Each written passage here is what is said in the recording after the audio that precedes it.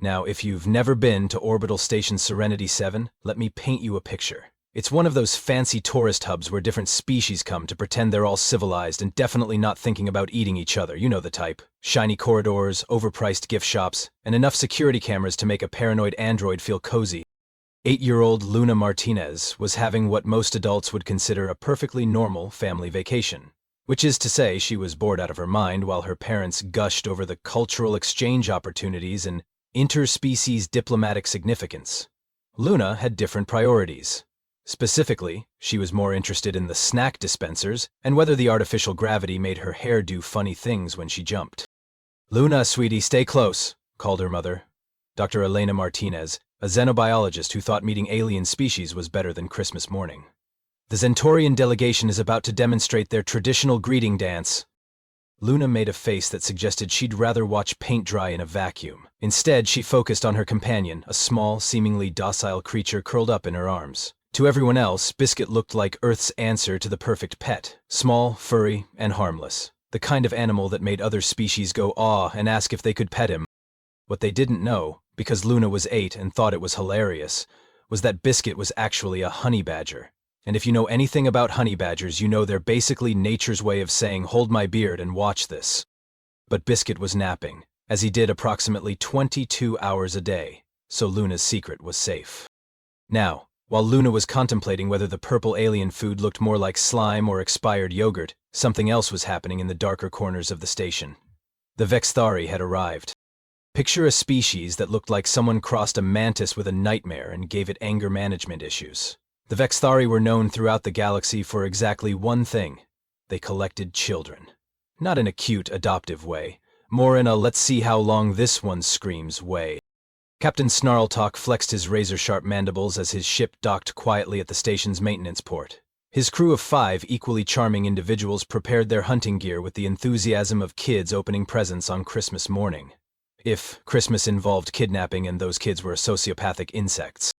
"Remember," Snarltalk clicked to his second-in-command, a twitchy Vexthari named Crunch, "we take only the young ones. They're more tender." Just as Luna was wondering if she could sneak away to find better snacks, the station's emergency drill began. Red lights flashed, and a calm, automated voice announced, "This is a routine evacuation drill. Please proceed to your designated safe zones in an orderly fashion." Which, naturally, caused complete pandemonium, as 36 different species all had very different ideas about what orderly meant. In the chaos, Luna found herself separated from her parents, standing alone in a side corridor with only Biscuit for company. She wasn't particularly worried. She was 8, not stupid, and she'd been on enough of these stations to know the drill would be over soon. What she didn't know was that 6 sets of compound eyes had just spotted her through the ventilation grates. "Well," Luna said to Biscuit, who cracked one sleepy eye, "this should be interesting." Biscuit yawned, showing teeth that seemed unusually sharp for such a harmless creature, and went back to sleep. The hunt was about to begin. The Vexthari dropped from the ceiling vents with all the grace of a spider that had been taking ballet lessons from a brick, which is to say they made quite the entrance. Lots of clicking, chittering, and the kind of dramatic posturing that screamed, "We are very scary and you should definitely be terrified right now." Luna looked up from examining a particularly interesting scuff mark on the floor and blinked at the 6 insectoid nightmares now surrounding her. "Oh," she said with the kind of calm that would make a Zen master jealous. "Hello there." Captain Snarltalk landed with what he clearly thought was an intimidating thud. His mandibles clicked in what passed for a grin among his species, revealing rows of teeth that could probably open a can of space beans without breaking a sweat. "Well, well," he hissed, his voice like nails on a chalkboard having an argument with a rusty gate. "What do we have here?" "A human child," observed Crunch, helpfully, because apparently the Vexthari weren't big on subtlety. "Looks like she's lost." "Not lost," Luna corrected politely, adjusting her grip on the still sleeping Biscuit. "Just temporarily geographically challenged. My parents will be along shortly, I'm sure. Are you here for the cultural exchange program? Because I have to tell you, the Zentorian dancing was really not worth the trip." The Vexthari exchanged glances, which was quite the accomplishment considering they had compound eyes. Snarltalk tilted his head, studying Luna with the kind of scientific interest usually reserved for particularly interesting bacteria. "Such a calm little morsel. Most younglings scream by now." "Well, that seems rather inefficient," Luna replied, scratching behind Biscuit's ears. Screaming uses a lot of energy, and I'm trying to save mine for more important things, like figuring out if the chocolate dispensers on level 7 actually dispense chocolate or just brown-colored sadness. Crunch leaned closer, his antenna twitching. What is that creature she carries? Some sort of earth pet? Oh, this is Biscuit, Luna said brightly, holding up her companion like she was presenting a science project. He's very friendly, loves to sleep mostly. Sometimes he plays, but usually only when people try to hurt me, which, let's be honest, doesn't happen very often because most beings have basic survival instincts. Biscuit chose that moment to let out a small, sleepy grunt that sounded like a tiny engine trying to start. The Vexthari found this adorable, which showed they clearly hadn't done their homework on Earth fauna. How precious, Snarled Talk clicked, reaching out one razor-sharp claw toward Luna's face. A human child with her little pet. This will be easier than I thought. Usually, we have to chase our prey through several corridors. That does sound like a lot of work, Luna agreed conversationally. But I should probably mention that Biscuit gets a little cranky when people try to touch me without permission. It's nothing personal, mind you, he's just very particular about consent. The other Vexthari had formed a loose circle around Luna, cutting off any possible escape routes. Not that Luna seemed particularly interested in escaping. If anything, she looked like she was settling in for a pleasant chat about the weather. Tell me, little morsel, Snarled Talk purred, his claw now inches from Luna's cheek. Do you know what we do to lost little children? Presumably something unpleasant, Luna replied, though I have to say your marketing could use some work. Come for the child endangerment, stay for the trauma isn't exactly catchy. Crunch snickered. She's got spirit. Those are always the most fun to break. Oh, you won't be breaking anything today, Luna said with the cheerful certainty of someone who had just spotted rain clouds at a picnic. I mean, something's definitely going to break, but it probably won't be me. Biscuit's ear twitched. Just once. Like a tiny warning signal that no one was paying attention to. Enough chatter, Snarled Talk declared, reaching forward to grab Luna's arm. Time to add another trophy to our collection. His claw made contact with Luna's sleeve. Oops, Luna said, mildly. Biscuit opened both eyes.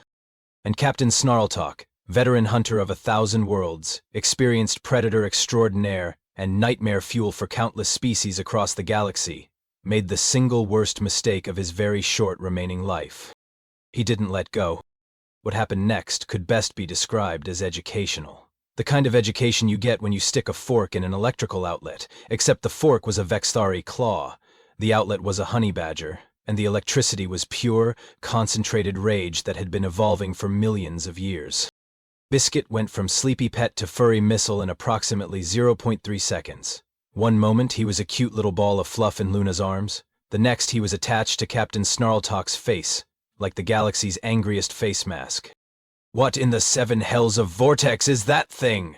Snarltalk shrieked, his voice climbing several octaves as Biscuit introduced his teeth to the captain's left antenna. Ith, Luna said calmly, settling down cross-legged on the floor and pulling a packet of space jerky from her pocket, is a honey badger, native to Earth. They're known for 3 things: not caring, not stopping, and having absolutely zero concept of impossible odds. Crunch and the other Vexthari stood frozen, watching their fearless leader perform an impromptu dance that looked like someone had plugged him into a very aggressive electrical socket. Snarltalk spun, twisted, and flailed, but Biscuit clung on with the determination of someone who had just discovered their life's calling. Should we help him? One of the hunters asked, raising his weapon with shaking claws. I wouldn't, Luna advised, unwrapping her snack. Honey badgers have very poor eyesight, so they tend to attack anything that moves when they're in what we call murder mode. Also, you'd probably hit your captain, and from what I understand about Vexthari politics, that would make for some very awkward paperwork.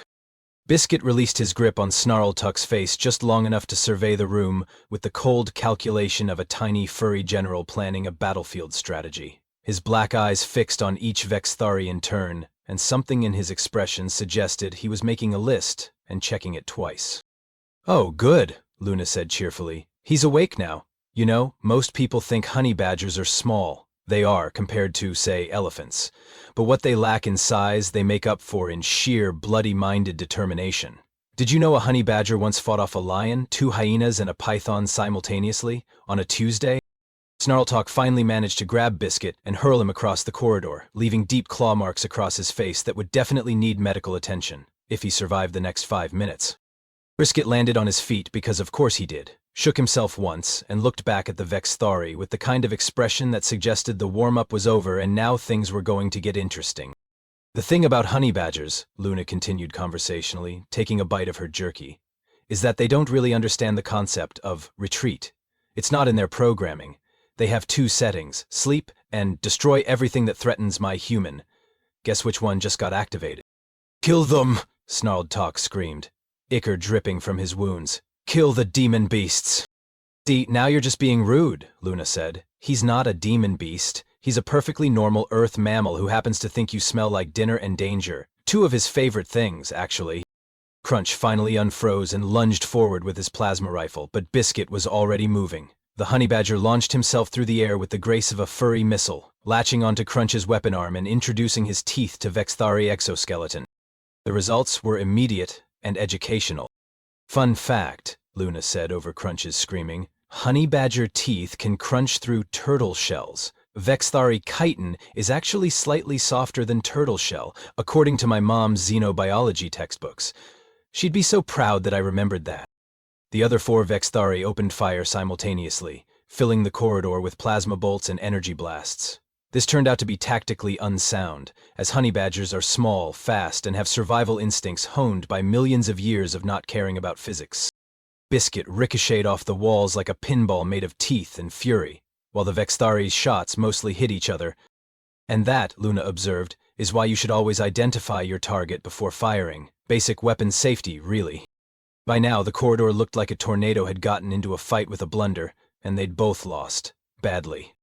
Biscuit paused in the middle of the chaos, looked at Luna, and made a small, questioning grunt.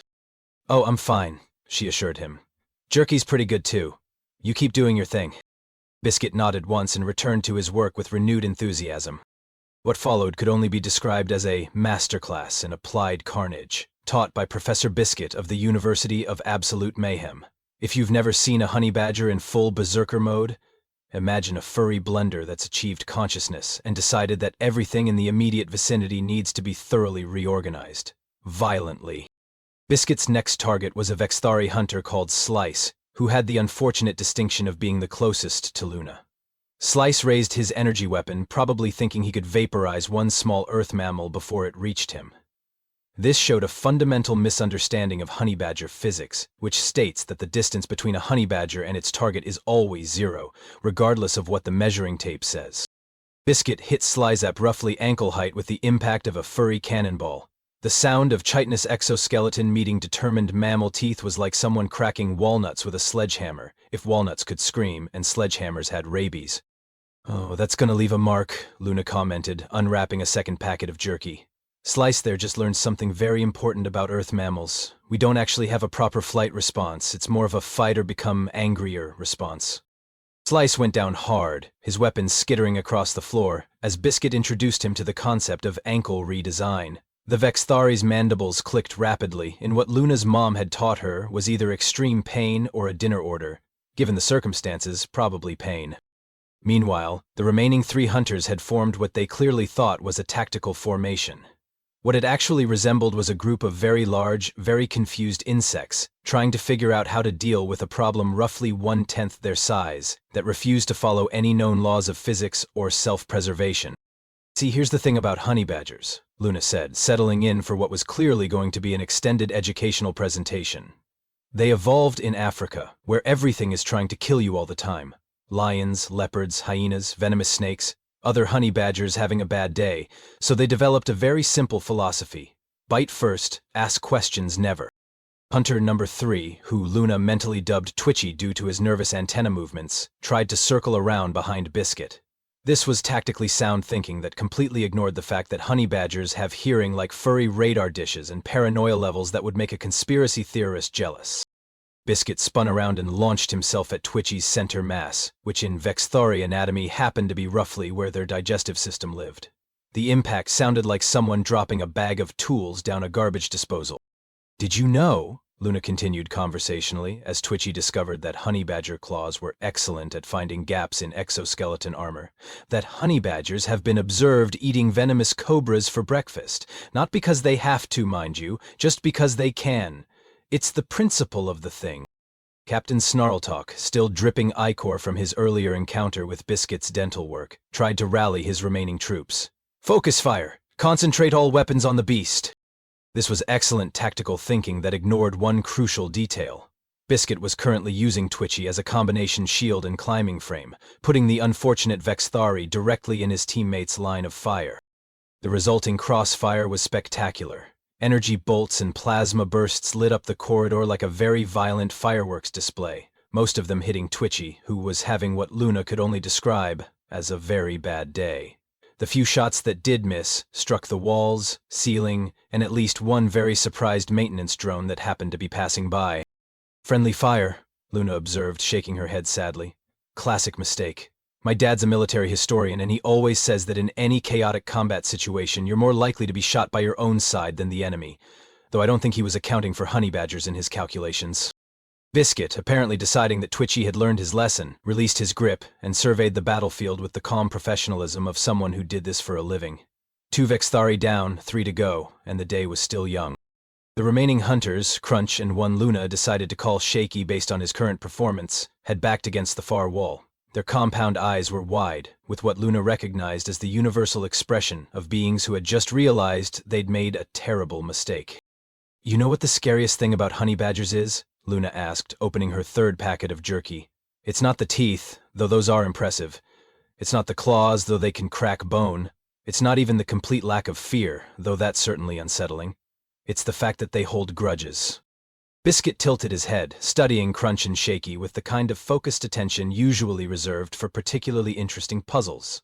His tail was twitching, which Luna knew from experience meant he was calculating trajectory, force vectors, and the most efficient way to distribute mayhem. "Seriously," she continued, "honey badgers remember who wronged them. There are documented cases of honey badgers tracking down animals that stole their food weeks later. They have long memories and short tempers, which is basically the worst possible combination if you're on their bad side." Crunch tried to edge toward the corridor exit, moving with the kind of careful stealth that might have worked on a less observant predator. Unfortunately for Crunch, honey badgers have the situational awareness of someone who spent their entire evolutionary history surrounded by things that want to eat them. Biscuit's head snapped toward Crunch's position, and his expression shifted from professional interest to personal offense. Apparently, attempting to flee while Luna was still talking counted as rudeness in honey badger society. "Oh, now you've done it," Luna said sympathetically. "He really hates it when people leave during the educational portion of the program." What happened next was less a fight than a physics demonstration entitled, "What Happens When an Unstoppable Force Meets a Very Stoppable Object." Biscuit launched himself at Crunch with the enthusiasm of someone who had just discovered their favorite hobby, while Crunch discovered that Vexthari exoskeletons were more guidelines than actual armor when faced with sufficiently motivated Earth mammals. The sound effects were impressive, lots of clicking, chittering, and the kind of impacts that would make a demolition expert nod approvingly. "And that," Luna said, finishing her jerky, "is why we have warning labels on Earth animals." The cavalry arrived in the form of Commander Pike and her security team, who burst through the corridor entrance with all the dramatic flair of a SWAT team that had been expecting a hostage situation, and instead found what looked like the aftermath of a tornado made of teeth and poor life choices.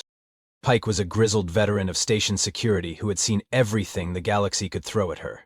Drunk Regellians starting bar fights, Centaurian smugglers trying to hide contraband in their extra stomachs, even that one incident with the Plutonian ambassador and the zero-gravity swimming pool that still gave her nightmares. But this was new. "Holy mother of supernovas," Pike breathed, surveying the carnage. 5 Vexthari hunters were scattered around the corridor in various states of educational enlightenment. Some were unconscious, some were whimpering, and at least one appeared to be questioning his life choices in what sounded like very creative Vexthari profanity. In the center of it all sat Luna Martinez, cross-legged on the floor, surrounded by empty snack wrappers and looking like she'd just finished watching a mildly interesting nature documentary. In her lap, Biscuit had returned to sleep mode, looking for all the world like the galaxy's most innocent pet. "Commander Pike," Luna called out cheerfully, waving like she was greeting a neighbor at a block party. "Perfect timing, I was just about to run out of jerky." Pike's second-in-command, a nervous young officer named Torres, was frantically scanning the scene with his tricorder. "Commander, I'm reading massive trauma to the Vexthari. Broken exoskeletons, severed appendages, what appears to be bite marks. Lots of bite marks." "Let me guess," Pike said, holstering her weapon and walking over to Luna with the careful steps of someone who'd learned not to make assumptions about apparently innocent situations. "Your little friend there isn't as harmless as he looks." Oh, Biscuit's completely harmless, Luna replied with the kind of sincerity that would make a politician jealous. As long as nobody tries to hurt me, then he gets a little cranky. It's really more of a customer service issue than a violence problem. Pike looked down at the sleeping honey badger, then at the devastated Vexthari, then back at Luna. Kid, do you have any idea what you've just done? Survived attempted kidnapping, Luna suggested helpfully. Made some new friends, provided an impromptu lesson on Earth fauna. I mean, it's been educational for everyone involved. As Pike was trying to process this information, her comm unit crackled to life. Commander Pike, this is communications. We're receiving priority transmissions from, well, everyone. The Vexthari homeworld wants to speak to whoever's in charge immediately. Something about declaring Earth animals a Class 5 galactic threat. Class 5? Torres whispered, his face going pale. But that's reserved for planet killers and sentient plagues. Meanwhile, Captain Snarltalk had regained consciousness and was attempting to sit up, ichor still dripping from the artistic claw marks decorating his face.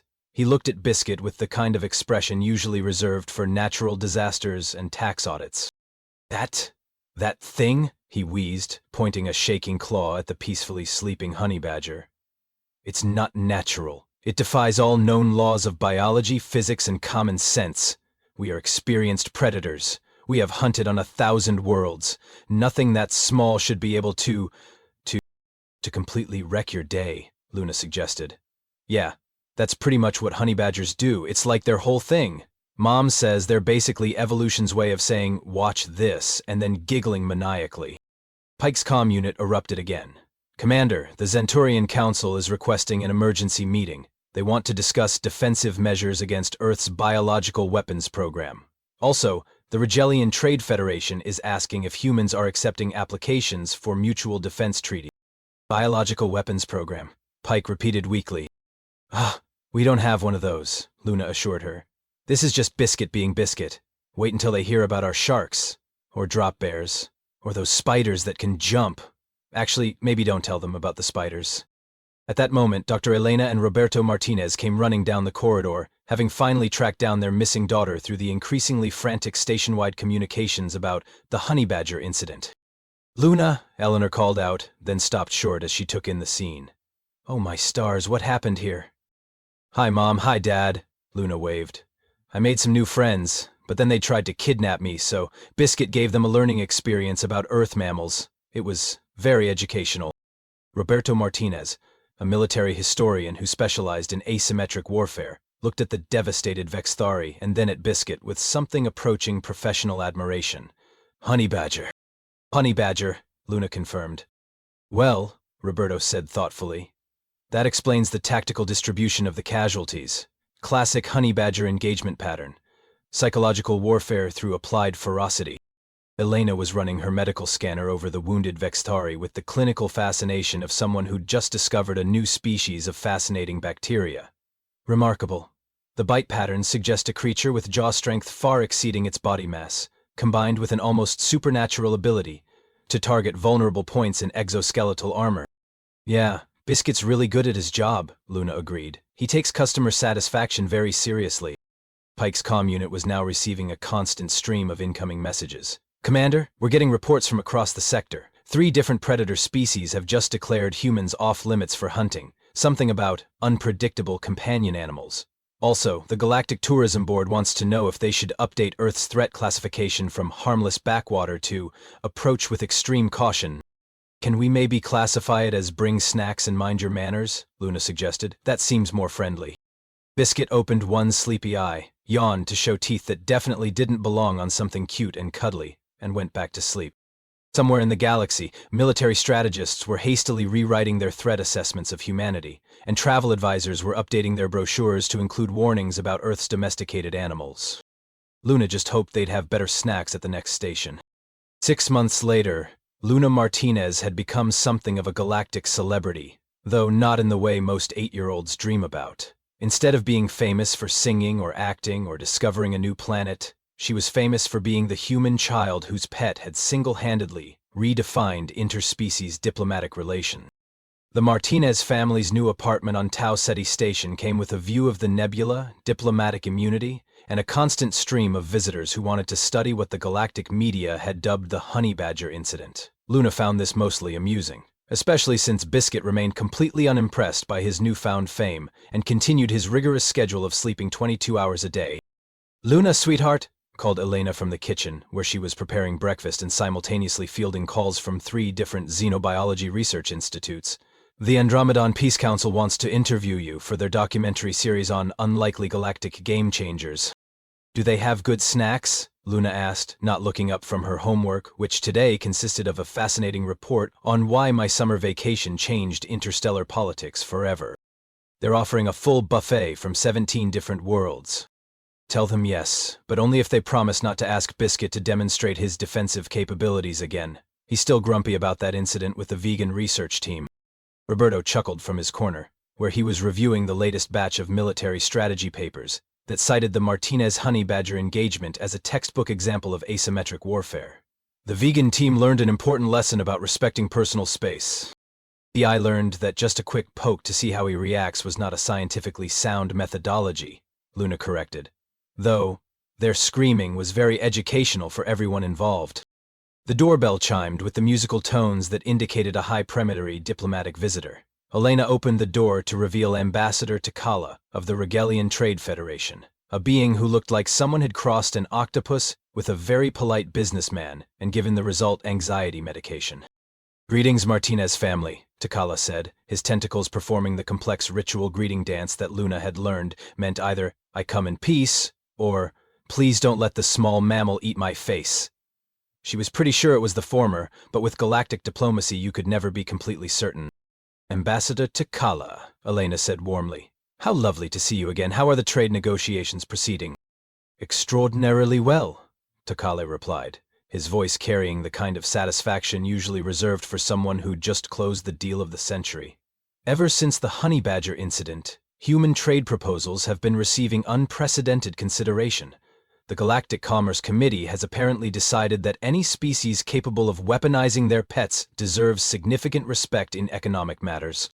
"We didn't weaponize anything," Luna protested mildly. "Biscuit was just being himself. It's not our fault that being himself involves a lot of teeth and attitude problems." "Nevertheless," Takala continued, "the psychological impact has been remarkable.